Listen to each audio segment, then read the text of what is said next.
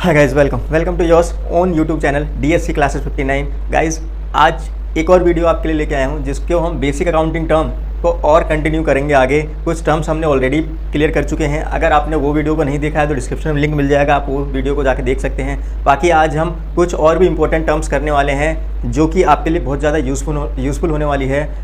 अगर आपने मेरे चैनल को लाइक नहीं किया है, सब्सक्राइब नहीं किया है और शेयर नहीं किया है तो फटाफट कर दो और बेल आइकन को जरूर प्रेस करो गाइस, जिससे कि मेरी सारी वीडियो सबसे पहले आपके पास पहुंचे। तो आइए वीडियो करते हैं start.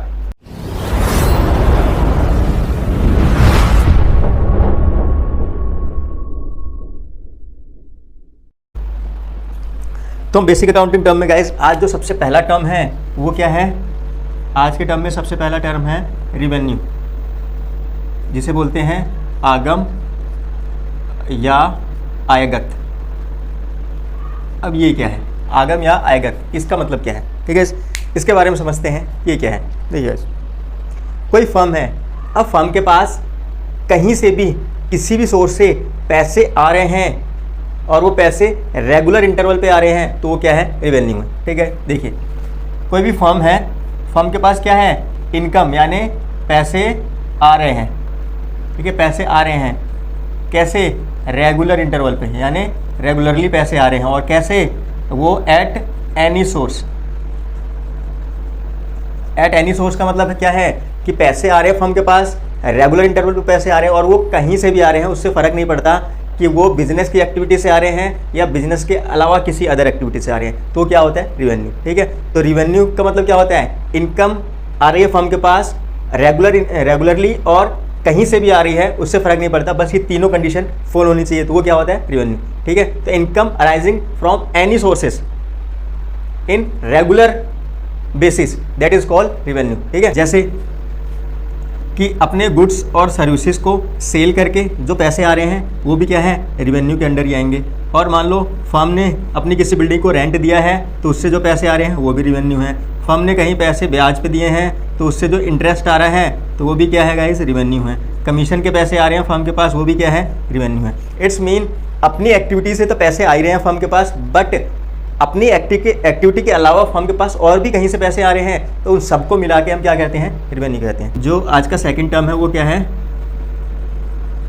Revenue from operation. Revenue from operation यानी संचालन से आगम। संचालन से आगम, इसका मतलब देखिएगा, इस सेम वही टर्म है, क्या है? रिवेन्यू, लेकिन उसके आगे क्या? ऑपरेशन ऐड कर दिया है। अब यहाँ पे ऑपरेशन का मतलब गाइस डॉक्टर वाला ऑपरेशन नहीं, जो करते हैं अच्छा वाला ऑपरेशन, वो नहीं। यहाँ पे ऑपरेशन का मतलब क्या है कि बिजनेस की एक्टिविटी को कहते हैं ऑपरेशन। ठीक गाइस, इट्स मीन कि मान लो कोई बिजनेस है, क्या है?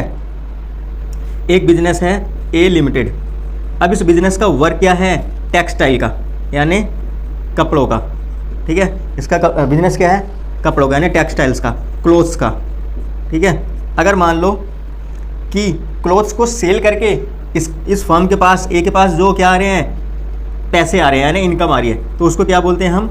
Revenue from operation. It's mean इसमें क्या बोलोगे कि इनकम आ रही है फर्म के पास और रेगुलर आ रही है, बट एनी सोर्स से नहीं, बिजनेस की एक्टिविटी से, फ्रॉम बिजनेस एक्टिविटी। ठीक है गाइस, तो इसका मतलब क्या है? फर्म के पास रिवेन्यू पैसे आ रहे हैं, रेगुलर इंटरवल पे आ रहे हैं, बट ओनली बिजनेस की एक्टिविटी से पैसे आ रहे हैं। जिस चीज़ का फर्म का बिजनेस है उससे पैसे आ रहे हैं तो वो क्या है? रिवेन्यू फ्रॉम ऑपरेशन है। तो इट्स मीन उनका कपड़ों का बिजनेस है तो कपड़ों को सेल करके जो भी पैसे आ रहे हैं वो रिवेन्यू फ्रॉम ऑपरेशन है। ठीक है, और अगर उनका मोबाइल का सेल करने का बिजनेस है तो उससे जो पैसे आ रहे हैं वो रिवेन्यू फ्रॉम ऑपरेशन है। अगर उन्होंने बुक्स का बिजनेस है, बुक्स को सेल करके आ रहे हैं तो रिवेन्यू फ्रॉम ऑपरेशन है। फर्नीचर का बिजनेस है, फर्नीचर को सेल करके जो पैसे आ रहे हैं वो क्या है? रिवेन्यू फ्रॉम ऑपरेशन है। ठीक है गाइस, तो समझ आ गया रिवेन्यू फ्रॉम ऑपरेशन। आइए नेक्स्ट टर्म की तरफ मूव करते हैं। जो आज का नेक्स्ट टर्म है वो क्या है? जो आज का नेक्स्ट टर्म है वो है थर्ड, एक्सपेंडिचर। एक्सपेंडिचर, इसको हिंदी में बोलते हैं खर्च। ठीक है, इस एक्सपेंडिचर, इसको हिंदी में क्या बोलते हैं? खर्च। तो देखिएगा, इस एक्सपेंडिचर का मतलब क्या होता है अकाउंटिंग में? ठीक है, देखिए आप, एक्सपेंडिचर मीन एनी पेमेंट कोई भी हम पेमेंट कर रहे हैं, ठीक है, फॉर एक्वायर, एक्वायर मतलब प्राप्त करना, ठीक है, फॉर एक्वायर्ड, एक्वायर क्या, गुड्स और असेट्स, ठीक है। इसका मतलब क्या है, हम कोई भी पेमेंट कर रहे हैं किस लिए, गुड्स या एसेट को परचेज करने के लिए, तो क्या है, एक्सपेंडिचर है, ठीक गाइस। तो इसका मतलब क्या है, हम कोई भी ऐसी पेमेंट कर रहे हैं कि जिससे क्या, गुड्स या एसेट को यानी संपत्ति को परचेज किया जा सके, उसको क्या बोलते हैं, एक्सपेंडिचर।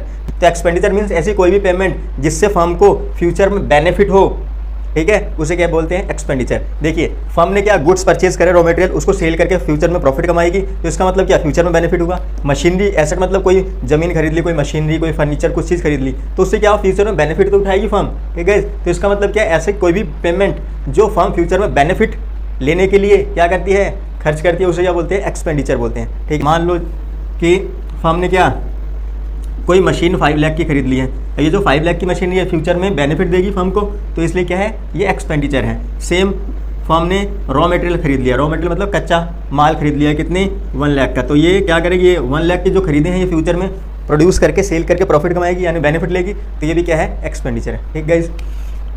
अब आइए देखिए, एक्सपेंडिचर हमारे 2 टाइप्स के होते हैं। एक्सपेंडिचर हमारे 2 टाइप्स के होते हैं, वैसे 3 होते हैं, एक डेफर्ड रेवेन्यू होता है, वो हम कभी और क्लियर करेंगे, ठीक है। 2 एक्सपेंडिचर होते हैं, एक होता है हमारा कैपिटल एक्सपेंडिचर, एक होता है हमारा रेवेन्यू एक्सपेंडिचर, ठीक है। इसे बोलते हैं आयगत खर्च,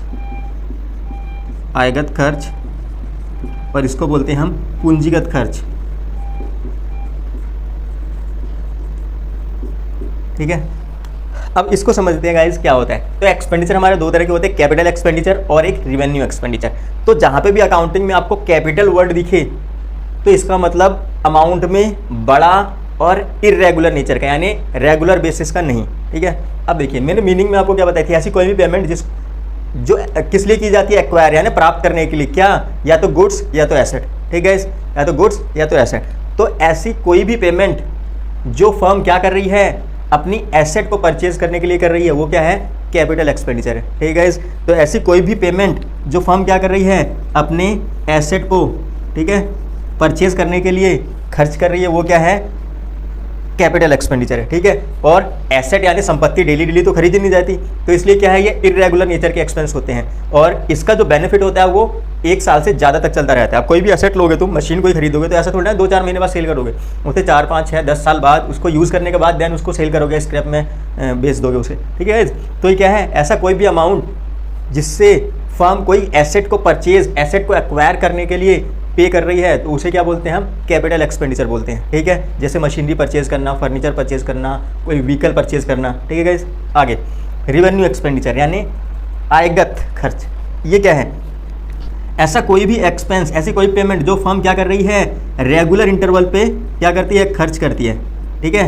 रेगुलर इंटरवल पे क्या करती है, खर्च करती है, किसके लिए, चाहे वो गुड्स परचेज करने के लिए, चाहे वो अपने गुड्स को मैन्युफैक्चर करने के लिए, ठीक है, या अपनी एक्टिविटी को मेंटेन रखने के लिए, तो वो क्या है, रेवेन्यू एक्सपेंडिचर है, ठीक है। तो रेवेन्यू एक्सपेंडिचर मतलब क्या है, ऐसा कोई भी अमाउंट जो रेगुलर इंटरवल पे फर्म डेली बेसिस के खर्चे के लिए फर्म को पे करना पड़ता है, वो क्या है, रेवेन्यू एक्सपेंडिचर है, ठीक है। मैं आपको एक एग्जांपल देके समझाता हूँ। मान लीजिए आपने मोबाइल खरीदा है, मोबाइल ऐसा तो नहीं आप हर महीने खरीदते हैं, 1 साल 2 साल 4 साल में एक बार खरीदते हैं, ठीक है। तो कैपिटल एक्सपेंडिचर है, ठीक है। क्यों, क्योंकि आप वो रेगुलर इंटरवल पे नहीं खरीद रहे हो, ठीक है, तो वो क्या है, कैपिटल एक्सपेंडिचर है। लेकिन अगर आप उसे हर मंथ, हर 2 मंथ या 3 मंथ में आप उसका रिचार्ज कर रहे हैं, तो वो खर्च क्या होता है, रेवेन्यू एक्सपेंडिचर होता है, ठीक है गाइस। तो यानी मोबाइल परचेज करना क्या है, कैपिटल एक्सपेंडिचर है, और उसका रिचार्ज करवाना रेवेन्यू एक्सपेंडिचर है। तो इसका मतलब ये रेगुलर इंटरवल पे खर्च होने वाले हैं, ये इरेगुलर है, ये 1 साल के अंदर ही बेनिफिट देते हैं, ये 1 साल के बाद तक बेनिफिट देते रहते हैं। ये क्या करते हैं, ये हमारी कैपेसिटी को इंक्रीज़ करते हैं, ये क्या करते हैं, मेंटेन करके चलते हैं उस चीज़ को, ठीक है। तो समझ आ गया गाइस, कैपिटल एक्सपेंडिचर और रेवेन्यू एक्सपेंडिचर। आगे चलते हैं हम नेक्स्ट टर्म पे। तो जो हमारा जो नेक्स्ट टर्म है वो क्या है, एक्सपेंस,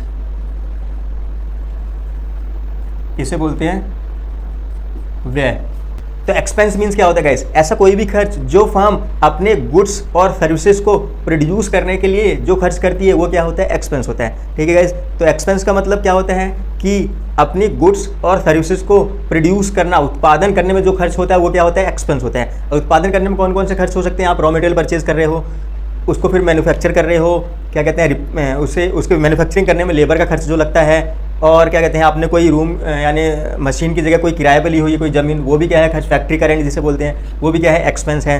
रेंट है वो भी क्या एक्सपेंस है। तो ऐसा कोई भी खर्च जो फर्म क्या करती है अपने गुड्स को मैन्युफैक्चर करने के लिए, रीसेल करने के लिए खर्च करती है, वो क्या है, एक्सपेंस होता है। ठीक है, जैसे कि मान लो आप क्या कर रहे हो, अपने रेंट पे कर दिया, किस चीज़ का रेंट, आपने जहाँ पे मैन्युफैक्चरिंग हो रही है वहाँ की ज़मीन कोई किराए पे ली हुई है तो उसका रेंट पे कर दिया, जिसे फैक्ट्री रेंट बोलते हैं। वहाँ पे लाइटिंग यूज़ हो रही है जिसे फैक्ट्री लाइटिंग बोलते हैं।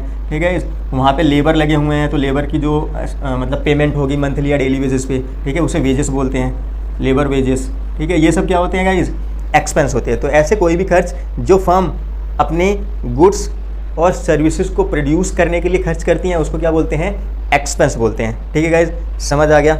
आइए हम नेक्स्ट टर्म में चलते हैं। नेक्स्ट है हमारा इनकम। फिफ्थ टर्म है हमारा इनकम और सिक्स टर्म है हमारा प्रॉफिट। तो गाइज मैंने इसको दोनों के एक साथ इसलिए रखा है क्योंकि आप कंफ्यूज ना हो। ठीक है, कि रिवेन्यू और प्रॉफिट क्या होते हैं। ठीक है, इनकम और प्रॉफिट इसको बोलते हैं हम आय और इसको बोलते हैं हम लाभ। ठीक है, अब दोनों का मतलब समझिएगा इस क्या होता है। इनकम का मतलब होता है, इनकम इजकल टू होता है रिवेन्यू माइनस एक्सपेंस। तो इनकम मतलब क्या है, रिवेन्यू माइनस एक्सपेंस, यानी उस रिवेन्यू को जनरेट करने में, उस रिवेन्यू को कमाने में कितना एक्सपेंस हुआ है, उस एक्सपेंस को खर्च करने के बाद जो बचता है वो क्या है, इनकम होती है। ठीक है, अब आप ये बोलोगे सर फिर प्रॉफिट क्या होता है, तो रुकिए इसलिए मैंने पहले ही लिख दिया कि प्रॉफिट क्या होता है। ठीक है, ठीक है। अब इधर देखिए, मान लीजिए आपने किसी 5 सालों में, ठीक है, मान लो आपने 5 साल बिजनेस किया, 5 ईयर आपने बिजनेस किया, उस 5 ईयर में कुल मिला के आपने 10 लाख रिवेन्यू जनरेट कर लिया। 5 साल में आपने मान लो 10 लाख रिवेन्यू जनरेट कर लिया, यानी रिवेन्यू कमा लिया, उस 5 साल में 10 लाख रुपए आपने कमा लिए। ठीक है, अब उस 10 लाख रुपए कमाने में आपने 5 साल में कितने, 8 लाख रुपए खर्च कर दिए। 5 साल में 8 लाख रुपए खर्च कर दिए, तो सर आपकी इनकम कितनी हुई, 2 लाख। ठीक है, अब 2 लाख की इनकम कितने दिन की है, कितने टाइम पीरियड की है, 5 साल की। ठीक है, तो ये क्या हुई, इनकम हुई। अब प्रॉफिट क्या होता है, देखिए गाइस, अगर हम प्रॉफिट निकालना हो किसी 1 साल का, ठीक है, तो 1 साल का प्रॉफिट कितना हो जाएगा, 1 साल की इनकम कितने, 5 से डिवाइड कर देंगे तो कितना हो जाएगा, 40,000। तो इस 40,000 को हम क्या बोलेंगे गाइस, प्रॉफिट बोलेंगे। समझ आ रहा है। अब प्रॉफिट का मतलब क्या हुआ, किसी पर्टिकुलर टाइम में, किसी एक अकाउंटिंग पीरियड में कमाई गई इनकम को हम प्रॉफिट बोलते हैं। ठीक गाइस, इसका मतलब इनकम का मतलब होता है ह्यूज टर्म, उसमें सारी तरह किसी भी टाइम पीरियड को उसमें मेंशन नहीं किया जाता उस साल के, कि रिवेन्यू है तो कितने साल की भी हो सकती है, 2 महीने, 4 महीने, 6 महीने, 1 साल, 12 साल, 10 साल, कितने टाइम की हो सकती है रिवेन्यू। लेकिन प्रॉफिट क्या होता है, एक टाइम पीरियड के होता है, किसी एक अकाउंटिंग ईयर में कमाई गई इनकम को हम प्रॉफिट बोलते हैं। ठीक है, तो 1 साल का जो इनकम हुई वो कितनी, 40,000, तो 40,000 क्या हुआ, प्रॉफिट हुआ किसी 1 साल का, यानी किसी एक अकाउंटिंग ईयर का। तो समझ गए गाइस, प्रॉफिट मतलब क्या है और इनकम मतलब क्या है, क्लियर है। आइए चलते हैं नेक्स्ट टर्म की तरफ। नेक्स्ट टर्म है हमारा, एक और थोड़ा सा आपको कंफ्यूज करता हूँ, क्या है, गेन। ठीक है, अब गेन को हिंदी में क्या बोलते हैं गाइस, क्या बोलते हैं, लाभ बोलते हैं। ठीक है, अब कहोगे सर ये क्या मजाक चल रहा है। ठीक है, ये भी लाभ, ये भी लाभ। ठीक है, हिंदी इंग्लिश में थोड़ा चेंज है, ये प्रॉफिट, ये गेन है। ठीक है, समझ आया। अब देखो इसका मतलब क्या है, इसका मतलब ये है कि बिजनेस में पैसे आ रहे हैं, गेन का मतलब फ़ायदा ही होता है, एक तरह से लाभ ही होता है। इनकम क्या है, बिजनेस में पैसे आ रहे हैं, ठीक है, बट वो रेगुलर नेचर के नहीं है। इनकम कैसे आ रही है, बाई इंसिडेंट। इसका मतलब सडनली या बिजनेस की एक्टिविटी के अलावा कोई पैसे आ जा रहे हैं फर्म के पास, तो वो क्या है, गेन होता है। जैसे कि देखो, रिवेन्यू का मतलब क्या था, income of regular nature at any source. इसमें क्या है, इनकम फ्रॉम इर्रेगुलर नेचर यानी रेगुलर नहीं, और एट एनी सोर्स, ठीक है, कहीं से भी पैसे आ रहे हैं बट वो इर्रेगुलर नेचर के हैं, तो वो क्या होता है, गेन होता है। जैसे कि मान लो फर्म के पास क्या थी, कोई मशीनरी थी, कौन सी, ओल्ड मशीनरी, पुरानी मशीनरी थी, तो उसको फर्म ने क्या करा, सेल कर दिया स्क्रैप में, ठीक है, तो उससे जो पैसे आए हैं उसे क्या बोलते हैं हम, गेन। उससे जो पैसे आए हैं उसे क्या बोलते हैं, गेन। अब मान लो उसकी कोई मार्केट वैल्यू रही होगी, मान लो जो मशीनरी थी वो 5,000 की थी, लेकिन फर्म ने उसको कितने, 7,000 में बेच दिया, तो 2,000 जो पैसे आए हैं वो क्या है, एक्स्ट्रा जो आए हैं वो क्या है, गेन है। ये कैपिटल नेचर की इनकम होती है, यानी ऐसी इनकम जो रेगुलर हमें नहीं मिलती, बाय इंसिडेंट मिलती है, लेकिन वो इर्रेगुलर नेचर की होती है।